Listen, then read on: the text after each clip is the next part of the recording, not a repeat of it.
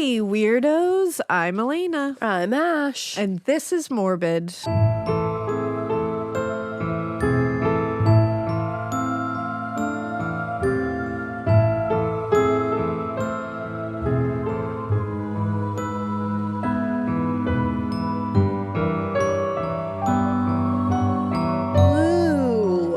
It is Morbid. Yeah, it's super morbid because it's part 2, right? Yeah, it's part 2 of Alvin and Judith Neelley. 2 fucking monstrosities. Yeah, it's a rough one. I hope you guys were...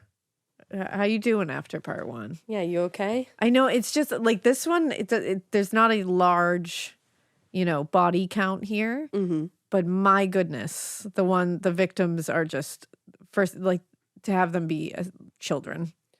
Yeah. And the way they do it is just like nothing. It really bothered me. Did they go after another teenager / child in this one? No. Okay. But it's another young woman. Okay. It's bad. I mean, it's sad all the way around. Yeah, it really is. So when we last left you, police had found Lisa Milliken's body, 13-year-old Lisa Milliken. Yeah. Who was lured away from a mall when she was on an outing with a group from a home for neglected and abandoned girls. That's so terrible. And she was held for I believe it was 4 days. Right, because they were going to different motels and everything. She was repeatedly sexually abused. She was held there. Who knows what else happened? Right. And she was eventually injected with basically cleaning products. Dishwashing products, cleaning products by Judith Neelley. And 6 times, and then thrown into a canyon after being shot in the chest. Were they able to determine when she had been injecting her with the cleaning products? They believe it was when she was tied to the tree that same day outside, and she didn't die right away, so she was shot in the chest and thrown over the canyon. My God. Yeah, it's horrific. It's like unthinkable. Truly. So that's where we left you, which is a pretty horrible note to leave you on. Investigators really did do their due diligence in this. They were trying their hardest. They were going after every lead. When we talked to you in part 1, all the departments are working together right now, which is great. Good. And it's going to help them stop this quicker, but unfortunately not quick enough for someone else to die. Okay. So on the afternoon of October 3rd, Diane Bobo was on her way to work at a Hardee's restaurant in Rome.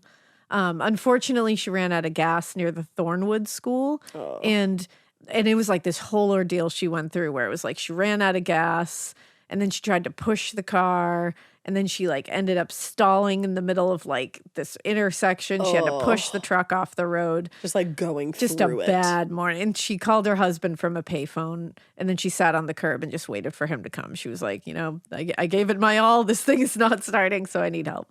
So while she's waiting, she's by herself. She's just waiting on the curb. And Diane was approached by a young woman she'd never seen before. Judith. As Diane was later able to describe this, so Diane is going to be okay. She would later describe this young woman as wearing clothes, quote, that looked too big for her and appeared as if she'd been wearing them for several days. Yeah. So basically, Judy always looks foul when she walks up to people, which I think is by design as well as just by nature. Is she trying to look like destitute? I think she's trying to look desperate for help. Yeah. She's trying, because she looks younger. She is younger. Yeah. So she's trying to walk up looking like somebody that's in real trouble. And needs your help. Somebody will, basically preying on the goodness of others. Yeah, that's always good. And the girl said to her, "Don't I know you? Aren't you Patricia Alexander?" And Diane was like, "I am not Patricia, nor am I Alexander. I am neither of those things." And she was like, "I was just hoping that she would just go away. Like, I had a shit start to my day." She's like, I don't need mood. This. I'm not Patricia Alexander. Please go away. Fuck off. But this girl kept looking at her and she kept talking to her. And Diane was like, "Can you please fucking go away? Like, I'm just waiting for I don't want to deal with this." Yeah. And she told Diane that she had been out riding around and she was kind of lonely. So she thought maybe Diane wanted to go for a drive with her. What? And Diane was like, on no planet would I want to do that. And by no situation would I want to do that. But she said also, she just seemed off. Something about her, she said her vibes were horrific. Well, somebody's asking you, like, I'm just bored. I wanted to go for a drive with someone. Run the fucking other way. Yeah. Get out of there. She said the vibes were just weird, filthy. dirty. And then she looked over at the girl's car and she saw a child in the car. Because remember, Judy has children. Oh, fuck. I literally Yes. forgot that. I was like, why does she have a child? Yep. And she said, but this girl was telling me she was alone. And she's lonely. And she's said. lonely. But there's a kid in the car. And she was and Diane was like, listen, no, I'm good. And she was like, my car just broke down. I got to go to work. I'm not driving around with you. And my husband is coming. So piss off. And so Judy was like, well, no, I can give you a ride to work. Like, why don't you just get in my car? I'll give you a ride to work. And Diane was like, listen, why are you trying so I hard? just called my husband. He's on his way. And the girl got even more persistent and was like, get in my car. You should get in my car. Oh. And Diane was like, no. And she finally got super firm with her and was like, no, bitch. Like, leave my presence. I don't want to deal with this. And finally, the girl walked away and went back to her car. And she drove off. And she drove off right as Diane's husband pulled up on his motorcycle. Thank goodness. Good timing. So later that evening, John Hancock and his 22-year-old girlfriend, Janice Chapman, were walking home after visiting Janice's mother. They're walking on the side of the road when a brown car pulls up next to them. No, thank you. The young woman driving the car told the couple she was new in town, she didn't know anyone, and she wondered if they wanted to drive around with her for a while. That immediately makes me think of John Mulaney. I'm new in right? town. It does. I'm new in town. John initially was like, no, thank you. Like, bye.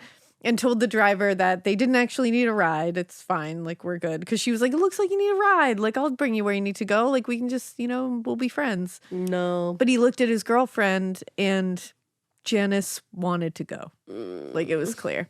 So the thing is, Janice had struggled to make friends. She had a lot of social issues in general. So John thought that this was like going to help. Oh. He was like, I just didn't want to discourage her if she was actually looking to like connect with another human being. So like he was, branch out. Yeah, he was just trying not to like, burst her bubble. Parade. All that. Burst her bubble. Yuck her yum, That's all I got. So they got in the car. Oh, no. Now, almost immediately after getting in the car, they noticed something was off. Something was off about the car. Something was off about the driver, the whole situation. And so the driver had told John and Janice, again, that she was new in town and didn't know anybody. Mm-hmm. But after they pull away, she starts talking to a man over CB radio. Oh, and even like that alone is just so creepy. You get in a car with a stranger and then they start talking to someone over CB radio. That's like, so again, we say this all the time, but something that would happen in a movie and you'd be like, too much. Yeah. And it's like, this happened. What do? You're already in the car at this point. So it's like, and something about CB radio, man. Ever since Joyride. Yeah, Joyride has really, and obviously Joyride had not come out yet. So. No. But they hadn't been driving for long when they crossed over into, I think it's Chattooga County. Chattooga? Yeah. Okay. And the girl pulled over to the side of the road beside a very large, very, very densely forested area. Oh, no. And before he could even ask, because he's like, what the fuck is going on? Before he can even ask, why the hell are we stopping and pulling over next to a forest? Yeah. The girl turns to John and points a gun at him. Oh, no. She demands that he get out of the car. And by then, another car had pulled up and a large man got out. Oh, my God. I think we know who these two are. And John was so confused, had no idea what to do. He doesn't know if this girl is going to shoot Janice, shoot him, shoot both of them, shoot herself. He doesn't know what the hell is happening. He's like, she looked serious. Like, this was not a bluff. Right. And so he did as he was told, and he got in the other car. He was like, I didn't know what else to do. I didn't want to put anybody in danger. Who knows what you would do in that situation? So both cars drive around the area together for hours. So John is now in Alvin's car, and now Janice is in Judy's car. They're driving around for hours. Hours. Until arriving at an isolated area. John was told to get out of the car he was in. Once he was out of the car, the girl got out of the other car. And forced John into the woods a little ways. Then without warning, she shot him in the back. Oh my God. And just left him for dead and walked back to the car and drove off with Janice inside. Oh my God. Just walked him into the woods, shot him in the back, and left him there. And thought he had died. Yep. But clearly, the way you're telling the story, he did not. No. And it wasn't very light in the woods. Like, there was no natural light coming in, and it was already getting dark. Right? And so Judy couldn't really see where she had shot John. Okay. She just assumed that whatever she had done there, it would be enough to at least prevent him from making it out of the woods. And that eventually he would just die because he wouldn't be able to find his way out of the woods because it's dark. But the bullet had actually gone through his right shoulder. Oh my God. And it had lodged in his scapula. Oh. Which is a very painful injury, but it's not disabling. Okay, well, that's great. So that's not great, but it's great that he was able to just play for a minute, play dead, and then get up. Exactly. Because not long after the car pulled away, he was able to make his way out of the woods, and he flagged down a truck driver who picked him up and drove him to Floyd County Medical Center. And emergency room attendants were able to get the bullet out of his scapula. Wow. And he was discharged around 4:30 a.m., just an hour and a half after arriving at the hospital. And he talked to a sheriff's deputy immediately. The way this man just got shot, finds his way out of the woods, hitchhikes to the hospital, gets a bullet removed from his shoulder, and after an hour and a half, they're like, okay, bye. You can leave now. We'll bill your insurance. And then he's like, cool, I'll go to the sheriff's office, I guess. This man lived a whole last life in a matter of a few hours. A whole lifetime. Oh my. And he's sitting there wondering what the fuck is going on with he doesn't know where Janice is. Wife or girlfriend? His girlfriend. Girlfriend. And so later that morning, a sheriff's deputy and an agent from the Georgia Bureau of Investigation, the GBI, they visited John at home to take his statement. And at first they were skeptical about what they heard. He was shot, y'all. The reason being that John had a very flat affect and very monotone way of talking. Well, because he's just gone fucking through it. Thank you. Today we would look at that and go, well, he's in shock. He's disassociating. And also today I think we look at it a lot more. We've said this in a few other cases as everyone reacts differently to situations. And some people aren't going to react the way that you want them to, and that doesn't mean that they're not feeling the feeling. It just means that they're not portraying the feeling how you want them to. I'm sure his lack of emotion combined with his non-life threatening injury, the way that he was I'm sure shot, it was all kinds of stuff. It all just went hand in hand. But it just never occurred to anyone at first that maybe he just talks like this normally, and maybe he's just telling the truth. To investigators, it seemed like he was very casual about having been shot and his girlfriend having been abducted. And there were other parts of the story that struck them as a little strange at first. Like the couple had gotten into the car really easily. Mm-hmm. And they were like, you didn't try to overpower the driver at any point. She had a gun. They were asking questions which they should ask. Of course. Obviously, because we have seen also cases where someone pretends that they are a victim and they are actually part of the whole thing. So it's I totally get why they were doubling down on what they had to say, but you can look at it both ways. But regardless of what they were suspecting here about John, it did appear as though Janice Chapman had been abducted. So that had really happened.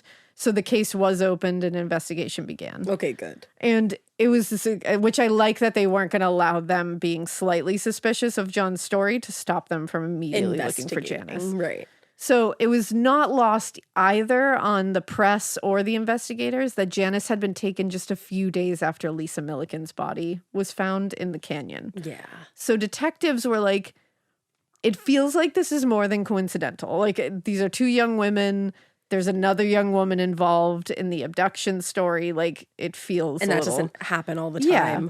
And when Rome police played the recordings of the calls to 911 for John, the ones that they had gotten from the bombing and the shooting, all the previous cases, he confirmed that the voice of the caller was very similar to that of the woman who abducted Janice. Oh, wow. So Rome Police Captain Mike Ragland told reporters there are a couple of similarities, but for every similarity, there's a discrepancy. So he's just keeping his, he's keeping on the ball here, which I think is good. Totally. Now, because we're always also like hammering on anybody who goes in with like a preconceived narrative or just jumps on a narrative and won't look any other way. Yeah. So I think it's safe to say they were going about it in the right way. Now, in the days that followed, the search for Janice Chapman grew exponentially in size and scope. I mean, things were starting to puzzle together now. And by then, Diane Bobo, our girl who her truck almost had broken down and who Judy tried to abduct, but she was like, don't talk to me, I'm having a bad day. She had reported her weird interaction. Oh, good. And she said, this sounds very similar to the conversation John Hancock told police about. And he and Janice had a very similar interaction with a very similar looking girl. So it's like, this doesn't just happen. And the linkage was further confirmed a day later when a Rome woman called police to report that her 13-year-old daughter had been approached by a young woman who tried to lure her into a car. Oh, no. So they were trying to go on like a spree. Absolutely. And the girl's description of the driver and the car matched the same one given by Diane Bobo and John Hancock. Oh no, so we're really going here now. Yeah, and there were other similarities too, like the 38 caliber. Yeah, you're like, let's go. I'm like, come on. There was the 38 caliber bullet that was pulled from John Hancock's shoulder was a match for the ones in the Lisa Milliken case. I didn't even think of that possibility. So they were able to now put these together, and now they're looking at John too and being like, sorry. So it didn't take long before the voice on the 911 recordings about Lisa Milliken was recognized as being very similar to the voice of the person who placed the calls to Ken Dooley and Linda Adair several weeks before all this. And it was confirmed by Dooley and Adair in police interviews that this is the same voice. And to investigators, it was pretty clear that there was at least 2 people that were terrorizing the Rome community. Yeah. And now they're kidnapping and trying to murder young women, in some cases succeeding. Like, this has escalated quite quickly. But the thing was, it's like they all seemed similar and they had similarities, but they were random as fuck. Well, that's the thing. Like the calling and threatening to bomb somebody's house, or actually going through with it, throwing a bomb at someone's house, cocktail, shooting into someone's house, a man and a woman, and then abducting and killing a 13-year-old girl. Right. Attempting to do it to other women of varying ages. Yup. But like younger, I guess. And then abducting a 22-year-old girl and shooting her adult boyfriend. It's all very just like Willy all fucking over the nilly. place. It's like you can't figure out that. And the worst part about this was like they have all these connective similarities. Like they can pull this thread through all of them and go, yeah, we know this is the same person, but we cannot predict what they're going to do next. No, there's who knows? No predicting, and that's like terrifying. Absolutely. So although they had, like we just said, very little evidence to go on, detectives did believe that their suspects, or at least, the young woman, were probably from out of state. Okay. They also believed that there was a real connection to the Rome Youth Development Center. Yes, definitely. And they were like, we can't figure it totally out, but there's got to be something. So they decided, which was smart, to comb through the records there, looking for anyone who matched the composite sketches that they were able to put together from the various witnesses who had this woman approach them. And they decided to cross-reference those ones with anyone on that list who was out of state. Okay. And after tons of detailed research and work, like real work, they were able to track down everyone on the list and verify their alibis. Wow. Except for one. Judith Neelley. Ugh, what a bitch. So as Rome Police Detective Kenneth Kine read through Judy's file, he began seeing, some circumstantial and anecdotal things that, at least in his mind, linked Neelley to the crimes committed around Rome. He was like, you know what? I could see this. Okay.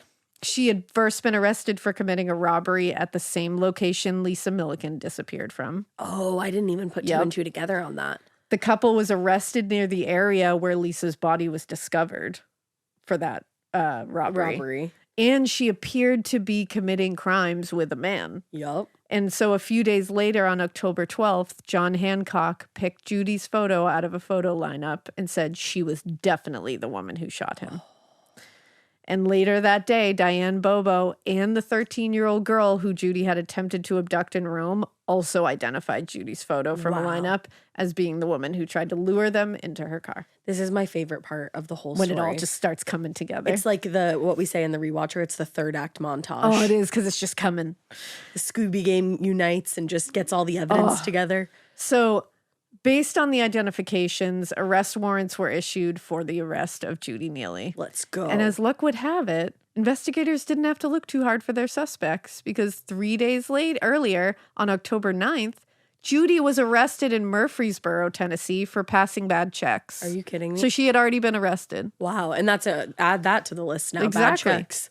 Unable to make bond, she sat in the Rutherford County Jail in a cell where she was repeatedly visited by a man who seemed very anxious every time he came to speak with her. Imagine that. So Rutherford County spokesperson Lucille Butner told reporters, the officers here got suspicious because the man had been in so many times. And a few days later, Tennessee authorities arrested Alvin Neelley for not the murders yet, or the abductions, but as him being an accomplice to her larceny scheme that she was doing. So they were able to get him on that. Smart. On the morning of October 14th, 1982, detectives sat down to try to pull all the pieces together, but the problem was they still didn't know where Janice was. I was just about to ask, where's Janice in all of this? And at this point, it's not looking good. No, because now one of them is in jail and then the other's visiting. It's like, where's Janice? Right. So after all of this, when they sat down with Alvin, they realized he was a little sniveling coward. Because remember, Alvin is a failure. Yeah. In all ways, and just that one can be a failure. He was a fucking worm. Mm-hmm. And Kynes said he was just a complete wimp, not too bright, more or less a slob. He just didn't fit the picture at all. And right then I thought there must be something real strange in all of this. And he was even more surprised when Alvin told him he wanted to talk about the crimes. But then he said, I didn't do no murder. I ain't never killed nobody. And I was like, well, I think by what you just said, I think you said you've killed people. Yeah. Because I don't know if those double negatives all add up to a positive, but... If you ain't never, then you did. Then you did. Because it means you didn't never, so you did. So you did, exactly. Yeah. So it sounds to me like you just admitted to murder, my friend. Correct. So Alvin's lawyer, William Burton, came to the police station, and they all sat down for a formal interview with Alvin Neelley. And according to Alvin, he had been with his twins, remember his children. That's so upsetting. On the night of October 3rd, and he got a call on the CB from his wife. Judy told him she'd picked up two people, and she referred to these people as John and Kay. Okay. Kay is Janice's middle name. Oh, okay. And she said she wanted him to meet them. Uh-huh. Now, once he drove out to meet them, they all got, and by the way, he brought his children. Okay. Once they all got out of their cars and exchanged introductions, John got in Alvin's car and Kay got back in, and he was referring to her as Kay, into Judy's car with the kids. And they all drove around for a little while. Wait, sorry. So the kids are with who at this point? Are now with Judy. And Janice. Okay. Poor Janice is probably like, what the fuck is going on? And they're driving around looking for, he said, for a place to buy alcohol. Uh-huh. And after they've been driving around for a while, John needed to pee. So Alvin pulled over and let the man out. Totally. Also, driving around for over an hour trying to find somewhere to buy liquor. Yeah. We live in America. Yeah. There are liquor stores fucking everywhere. Exactly. But once John had peed, he said he started walking down the roadway away from the cars.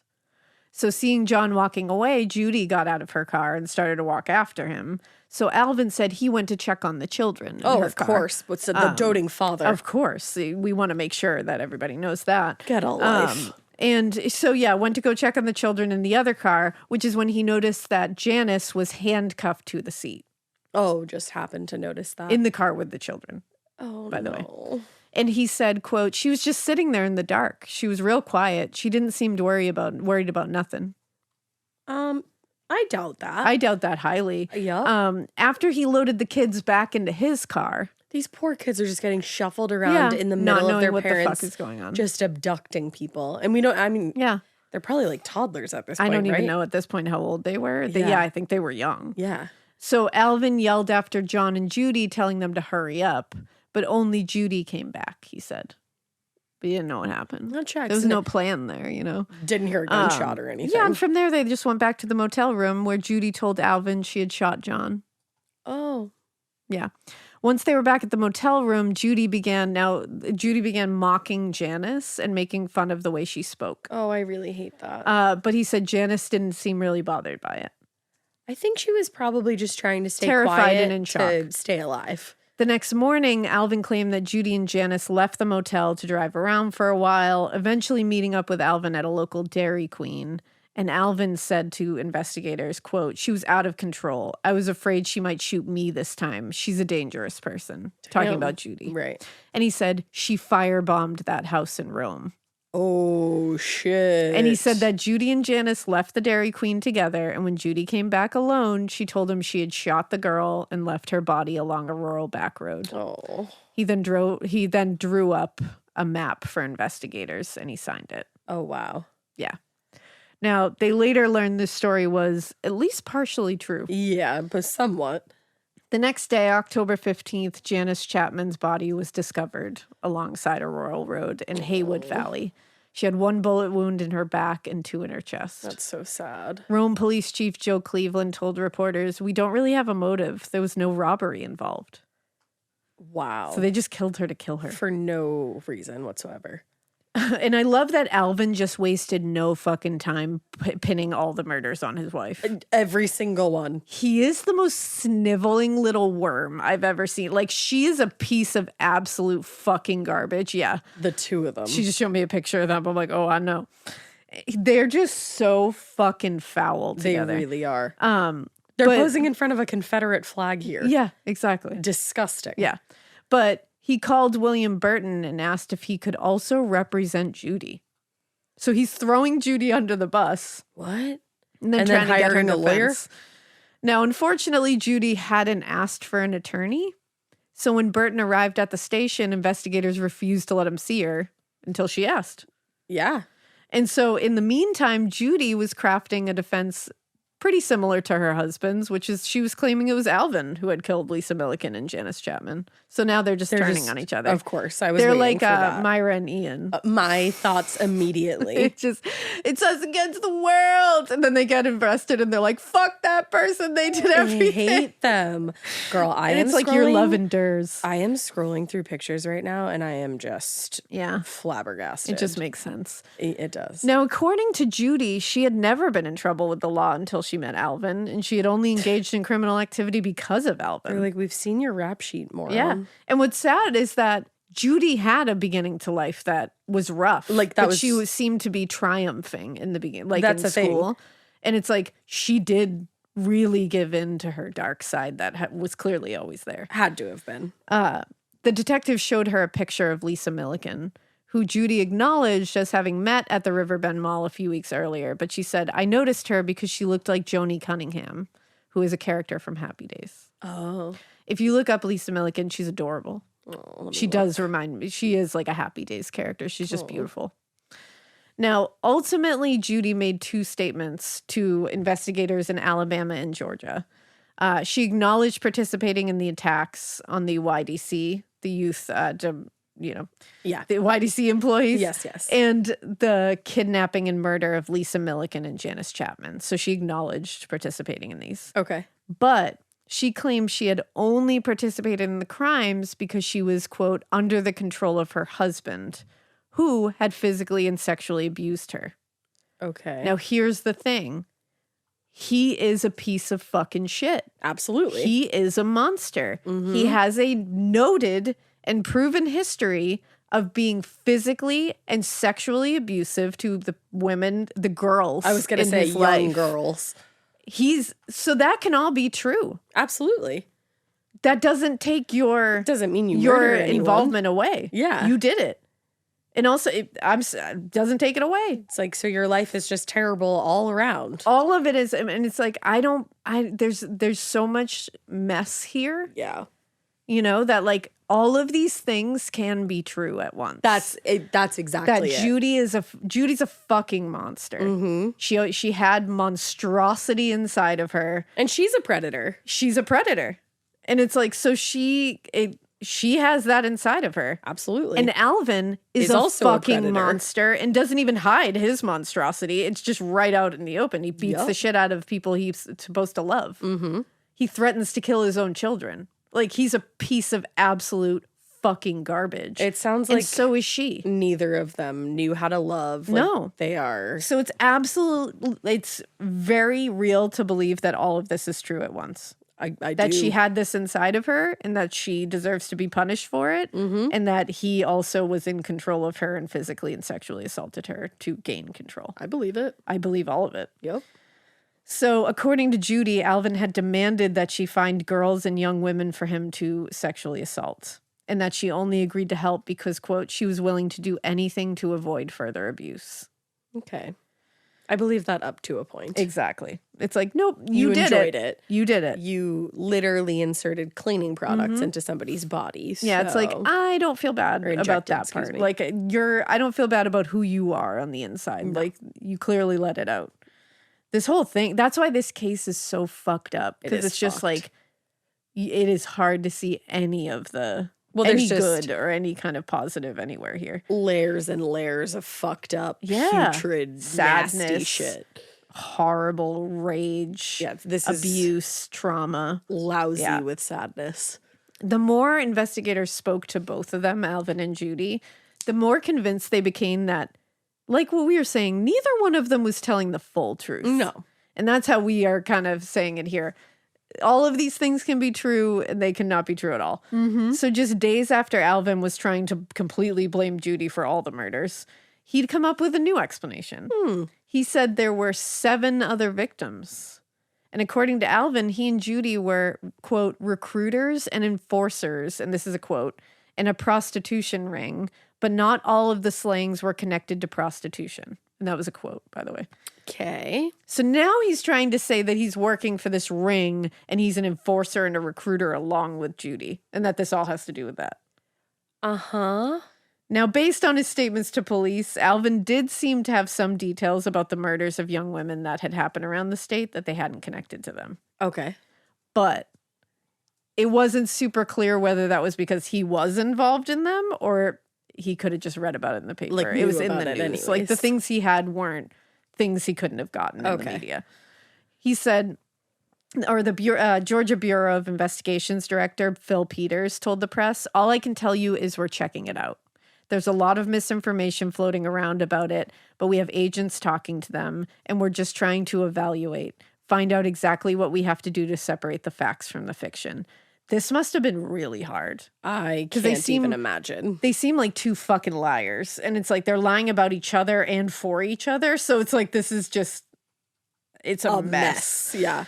Now, while Alvin is spinning crazy stories at this point about like these, criminal rings and other conspiracies, he's going off the deep end. Yeah. Judy remained mostly quiet in her jail cell. She kind of stuck to her story that she was just a victim of Alvin. Okay. And that was it. She wasn't going away from it. Well, that was probably her best case scenario. It truly was. Now, to most investigators and among people in the media, Judy's explanation was, as good as any other. They saw who Alvin was, so it wasn't completely out of the look at the realm of possibility. They got together when she's how old? 15. He has done this previously. Yep. Like, they're seeing everything we've talked about. But Detective Kynes, who was the one who had spoken to both of them and had spent a lot of time talking to Judy, he said, I don't know about that. Okay. After hearing what Judy had to say about everything, Kynes said, quote, she's mad because she had to serve a little time. It's revenge against the system. So he's saying she had to serve time in the Rome Youth, the juvenile detention center there, which is what those first attacks were after. Mm-hmm. He's saying she was pissed. That she had to do that. Maybe something happened there. She snapped. Who knows? None of us know. Nobody's claiming something did or didn't happen. She's claiming something happened. Mm-hmm. But we have no proof either way. Yep. Something could have happened there, but either way, she's pissed about her time there. Yeah. And he's saying, this is totally against the system. And so investigators really started to believe this theory more, and they were starting to look more into it. They started speaking more and more with Judy, trying to get a little more out of her. And in an interview with Alabama District Attorney Richard, I think it's Egu, I believe it is. I'm sorry, Richard. Judy explained that she liked Lisa and didn't want to hurt her. And in fact, she claimed she only killed Lisa because she didn't want to get caught and go back to YDC. And what about the cleaning products? Thank you. And here's the thing that they believe. They believe that she was, first, it was revenge against the people who worked there. She was going to, that whole story that, you know, the firebomb, the shooting, and then they had this whole list they were going to go through. They were going to fuck up everybody who worked there that wronged her. Yep. I think that was real. And I don't know what the reason for it was, whether it was based off of abuse or not, but it certainly could have been. Yeah. And what they think now is that she started going after like people that were similar to her in that position, like young girls. She started like, they started together going after. How fucking terrible. Yeah. It doesn't make any sense. That's the, like, let's abuse but people. But nothing about this is rational in any way. It's, Maybe true. It may have even been like subconscious that she was doing that. Yeah. You know? They don't know. They just think this is her being pissed about something that happened to her. Okay. Or that she was pissed she had to do time at all. Okay. I mean, I can see it. It makes sense. Now, on October 28th, the DeKalb County grand jury was convened to hear the case against Judy for the murder of Lisa Milliken.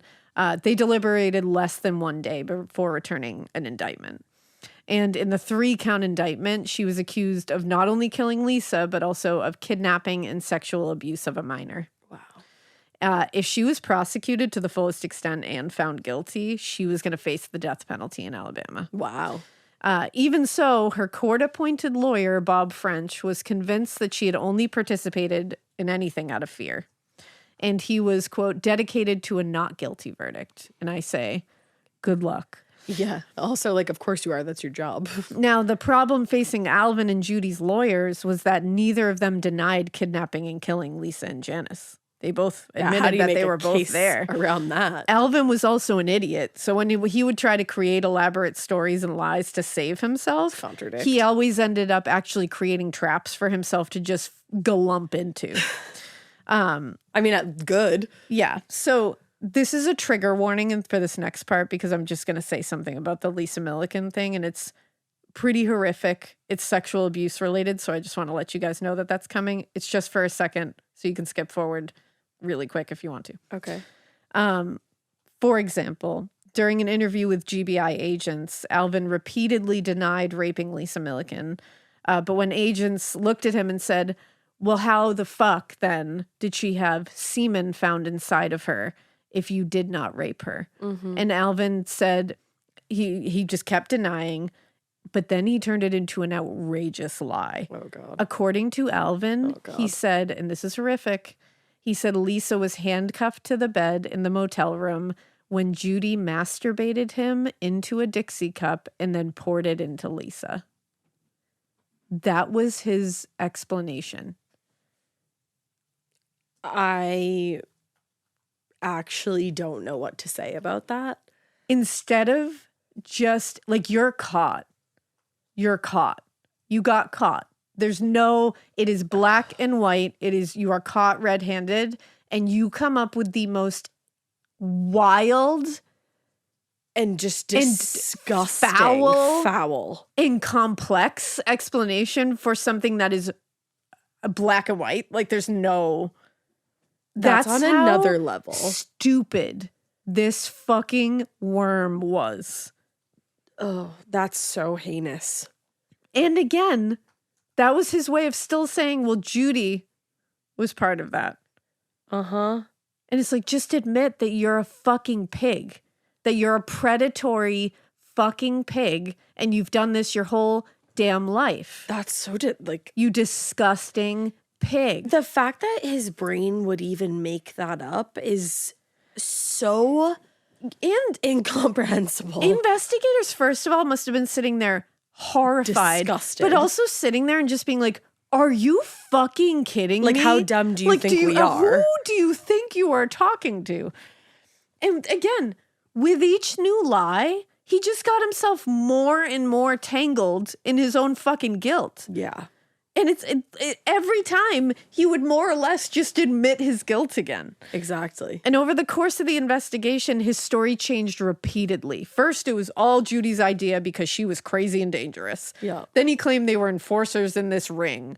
And then that whole thing fell apart. So he started blaming Judy again and telling detectives she was bisexual and it was her idea to kidnap and rape the girls. Okay. So now he's saying that, like, this is her idea and she's bi. So that's why. It's like, Alvin, just literally let it go. Get so fucked. Like, it's just, you're so dumb. Just admit it. I hate when people, like, when they're backed into a corner like that. When they just keep going. Because I'm like, liars like that, when you are literally holding something in front of them and being like, look, and they're like, no. That's so infuriating. Maddening. Like, so infuriating. Like, that was like my ex-boyfriend when I held up like proof of his cheating, like a literal physical piece of proof. And he was like, no. Misprint. And it's like, are you, like, he told me a movie theater misprinted a ticket. A movie theater misprinted a ticket. Yeah. Like, those kind of people, you will hold a piece of evidence that is indisputable in front of them and they will lie their way out of it. I have shown someone a text that they sent from their phone. Yeah. And they sat there and told me that they didn't send it. Yeah. When I had proof that they did. People who lie like that are scary. They just will lie. It's just like they will don't never care. stop. They will never come out with the truth. And that is Alvin. The scary thing is you start to wonder if they do believe it with the just fucking like conviction with which they lie. The oomph with which they deny that the truth. With how they'll defend themselves. Yup. It's really scary. It's intense. Like, really scary. When like, faced with that, it's unlike anything you could possibly ever explain. I listened to my ex. If he's listening right now, fuck you. Honestly, not even. I'm like, enjoy story time because you definitely remember this. Yeah. Listen to him in the bathroom have a full conversation with another girl. Full conversation, making plans. Listen to the whole thing. Heard her voice. Could hear the entire thing. Heard him like talking back. Oh yeah, having a full conversation. Yep. And then he came out and I said, what the fuck? I just listened to that entire thing. I know you were talking to a girl. And he said, I was listening to a voicemail. That's unbelievable. And then you feel crazy. Oh yeah. Because I was like, oh, obviously I'm crazy. That's the other thing. That's will make what these people do, like though. The wildest tales. You'll be like, that probably happened. Yeah, you're like, oh, I'm the crazy. Fuck. Like, I'm being very, like I'm losing it. I'm being wild for even, like, I need to check myself. Before I That's what Alvin, I think, that's also why he surrounds himself with younger people. Because they're easier to dominate. Because he likes to control, and he obviously likes to have that manipulation tactic under his belt. That's what he uses. And he's disgusting. He's sitting here trying to pull it on seasoned fucking investigators, like the Georgia Bureau of Investigations. Seriously. And he's sitting there trying to pull that shit. I'm smarter than that you. Would be like, you want to pull it on like a 19-year-old girl who thinks they're in love with you. Yeah, it's probably going to work. Like, oops, I know this. Yep. But you try to pull it on some people who have been through some shit. No, it's not going to work. They've seen like the worst of the worst. Of course. So it's just for him to pull out the Judy's bisexual and it's her idea to kidnap. So she's bi. So she wants to kidnap and rape girls. Thank you. That's the other thing. The obvious conclusion. I know what you're trying to say here, sir, because this was the 70s. Yeah, it's like in the early 80s or late 70s. So he's like 80s. this terrible thing of bisexuality. They just want to go abduct and rape young women. Of course. And it's like, no, I think you have actually proven that you do that. Yeah. So good try. It's kind of your MO. But you're both gross. So in Congrats. Judy's case, Bob French, her court-appointed lawyer, was having a similar problem because in one interview after another, Judy confessed to participating in the assaults on the YDC workers and the kidnapping and murders of Lisa and Janice. So again, similar issue because like they've admitted it. So what's the case? And faced with 2 capital murder cases, he filed a motion in early December to have Judy tried as a juvenile. He acknowledged that his motion was pretty unlikely to be approved, like because of what like how bad it was. Yeah, the crime. He said, we would be remiss in our duties if we hadn't asked for the youthful offender status, since she is a juvenile. But I seriously doubt it will be granted considering the magnitude of the crime. The fact that she's still a fucking juvenile and this is her Still rap a sheet. juvenile. And how many fucking kids does she have? Does she just have the 2? Yeah. I mean, at this point, she has 3, I think. 3. Yeah. Wow. I think at least 2. Wow. Yeah. So French's motion for youthful offender status was denied. It was denied. And on March 7th, 1983, her trial for the murder of Lisa Milliken began in DeKalb County. And after 2 days of jury selection, opening arguments began with Richard, I think it's Iegu, I believe. Okay. Arguing on behalf of the state. Now, Richard told the jury of Lisa Milliken's harrowing 4-day ordeal. Oh, God. Where she endured torture, multiple rapes, and then was injected with caustic chemicals and then shot and thrown off a cliff by Judy Neelley. Wow. Like, it doesn't get more heinous. No, absolutely not. Judy did this not because they were claiming Judy did this not because she was under duress or because she was being violently abused and controlled by her husband. She did it because she wanted to. Yeah. And personally, that's what I believe. I believe she was being violently abused by her husband. Same. And I believe she wanted to do this. Yeah. I believe both those things are true. And like Detective Kynes, he contended that after a brief incarceration for the robbery at the mall, where she was in that juvenile detention center, she had developed an anger and disdain for society and humanity, and she wanted to seek revenge, which she took out on girls she perceived to be like her. Yeah, that's wild. Yeah.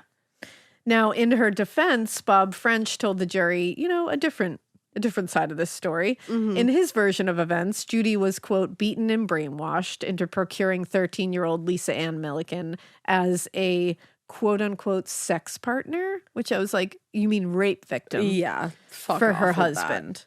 And then she just followed his instructions in killing the girl and pushing her body into Little River Canyon, which is wild to me that like Judy's like, oh, I did it.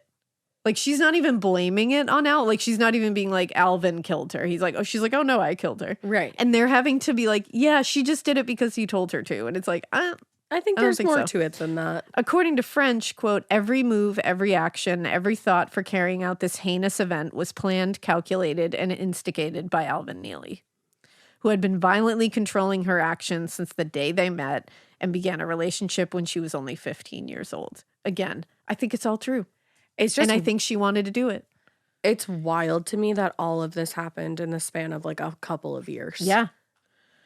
Now, in support of his defense of what was then known as battered woman syndrome, that's referred to, he offered testimony from Judy's clinical psychiatric examinations that had concluded that Judy, quote, probably fits the battered woman syndrome to the most severe extent that the psychiatrist had seen. Wow.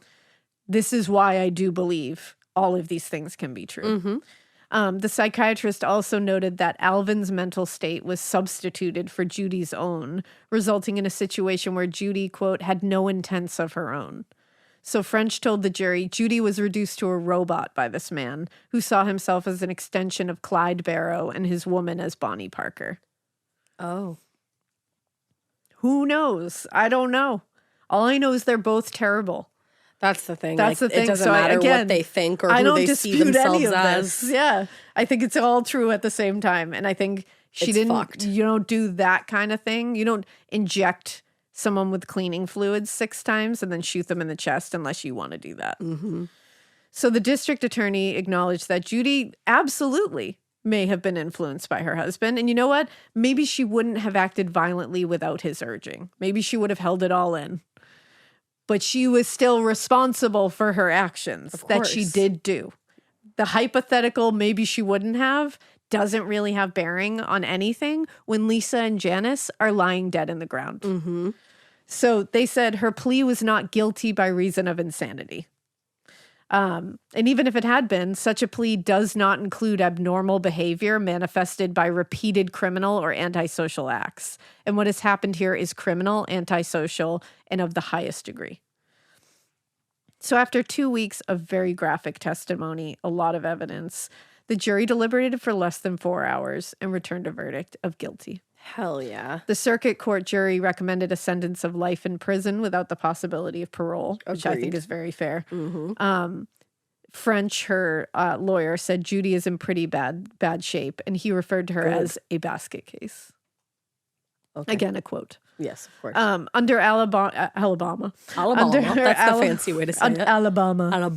Under Alabama law, the judge actually has the right to accept or reject the jury's recommendation for a sentence. Oh, that's interesting. So although they recommended life without parole, he had the total authority to say yes or no to that. Wow. And when Judy returned for sentencing on April 18th, 1983, DeKalb County Circuit Court Judge Randall Cole actually chose not to accept it. Huh. And he sentenced Judy to death. Shit. He said, by any standards acceptable to a civilized society, this crime was heinous, atrocious, and cruel. Agreed. And asked by the judge if she had anything to say on her own behalf, Judy said, I didn't have any feelings. I had no thoughts or feelings except to do what I was told. There's nothing I can do to change the past. I can keep things from happening again. I can help battered wives, and that's what I want to do.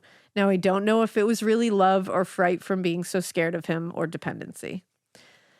One of my biggest pet peeves in murder trials is when the person says, I can't change the past. We know. Because you know what? Everybody fucking knows that. Particularly your victims' families know that. Save your breath. And they are living with that thought every day that we can't change the past. So we don't need to hear from you, I can't change. We know that, fucker. We know you can't even do basic algebra. So we're not worried about you changing the fucking past. That's redundant. Thank you, Judy. What we're worried about is you, a caged fucking animal, being let out into society and doing this all over again. Well, and the thing that pisses me off beyond that is when they sit there and say their plans for the future. When they took this is away what I want to do. Two people's plans for the future. Yeah. Like, that's great that you want to do that. Did you happen to ask either of those two girls what they plan to do with their futures? Precisely. Mm. It's like she's sitting there being like, your children's lives are going to be gone so that I can become this wonderful face of, this cause. And you know what? They died for me. Yeah. To change lives. And it's Save like, it. Wow. Like, if okay. I was a family member sitting in that courtroom, I don't know how people do it. I don't know how they do it. I have so much respect for the people that have to go through that. I don't think I could do it. Absolutely not. I don't think I have the willpower. I think like anybody who is able to sit there and control themselves, I think like you deserve a standing ovation. 100%. Because you're a higher vibrating human than myself. Absolutely. Now, hoping to avoid another trial and another potential death penalty for her case in Georgia for kidnapping and murdering Janice, Judy agreed to plead guilty to the charge of kidnapping and agreed to testify against Alvin in exchange for the state of Georgia agreeing not to pursue murder charges or the death penalty. Wow. Now, again, she was already sentenced to die in Alabama, so authorities in Georgia were like, I think it's fine if we agree to this plea deal, like she's sentenced to die. And she's going to testify against Alvin, which is basically just a win for them. Exactly. There's no really win for her there. Precisely. So having been indicted in March for the murder of Janice Chapman, Alvin was indicted a second time on May 10th, 1983 for the murder of Lisa Milliken. Good. Now, seeing how Judy's trial had ended and the fact that she was definitely going to testify against him in the Chapman case, Alvin agreed to plead guilty in Georgia to charges of kidnapping with bodily harm and murder, and in exchange, the state was agreeing to not pursue the death penalty. Interesting. So, I think this is good. He was sentenced to life in prison. Okay. Which I think is great. I Awesome. agree. Take it. And he began serving his sentence at Bostick State Prison in Hardwick, Georgia. So, like, bye, Alvin. See you fucking never. I don't think it's fair that she got death and he didn't. They did the same crimes. Well, you'll feel better. Okay. So after she was sentenced, she became the youngest woman ever sentenced to death in the United States. Yeah, because I tried to figure out her age. I think she was born in 1965. So she was I think she was 17 when she was in trial. 17 years old and was sentenced to the death penalty for murder. That's wild. And she was sent to Julia Tutwiler prison for women to await execution. On death row. Now, immediately, though, obviously, Judy's lawyers filed an appeal on her behalf, and they argued that her Miranda rights had been violated following her arrest because law enforcement officers failed to inform her that an attorney had been called to the jail by her husband. Because remember, Alvin had his own. Well, Alvin... So the whole thing was, as a result, her lawyers argued that the statements she made during those early interviews were inadmissible and she deserved a new trial. The justices disagreed because they said Judy had repeatedly stated that she didn't need or want a lawyer. Right. So, and she had continued speaking freely with investigators. So she had said out loud, I don't need and I don't want a lawyer. Okay. So that negates all that. Exactly. And in their decision, they upheld the lower court's conviction. And the justices wrote, even if Mrs. Neelley's confessions were inadmissible because of a violation of her Fifth or Sixth Amendment right to counsel, any error in the admission of those confessions were cured by her own testimony at trial. Right. So they were like, even if that had happened, she testified at trial and said she did it. Right. So like, we don't need those earlier confessions, actually, because she just said it in the court. Plain as day. So after more than a decade on death row, wow, Judy's sentence was commuted to life in prison by Governor Fob James, who cited the jury's original sentencing recommendation as the reason to commute it. So 10 years on death row is 27 and gets commuted to life in prison. Yeah. That is my age right now. Yep. I can't imagine. Like, yeah.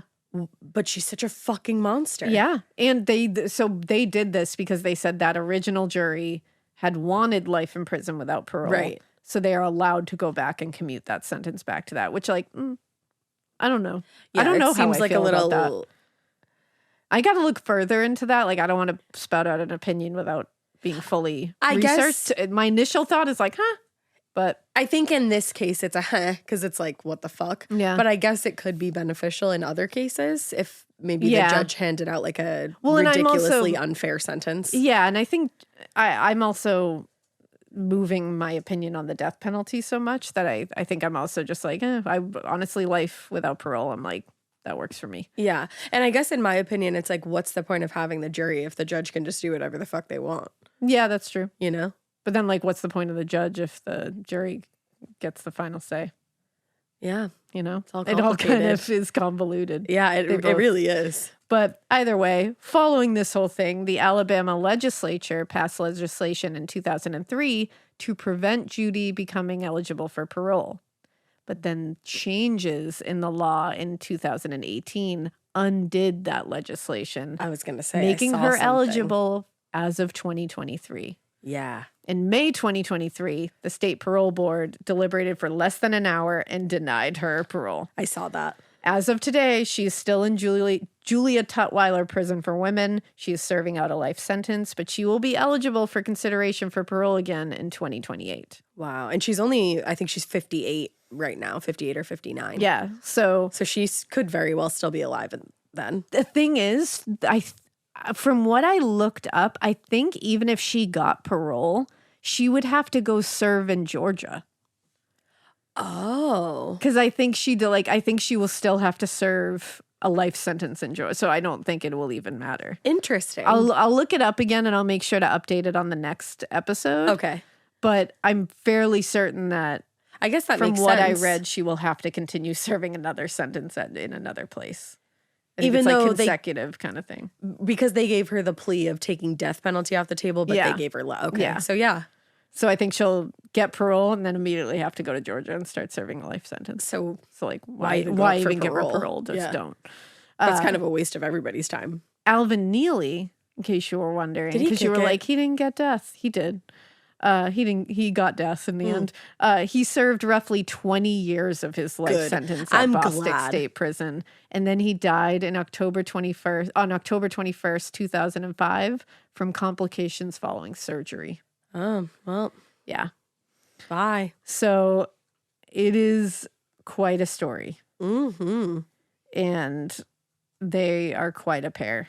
Yeah, they both belong to be locked away and have the key thrown away. Yeah, they sure do. I don't think there's any hope for somebody that can inject another person with Drano and dish soap. A child. I don't think a 13-year-old child.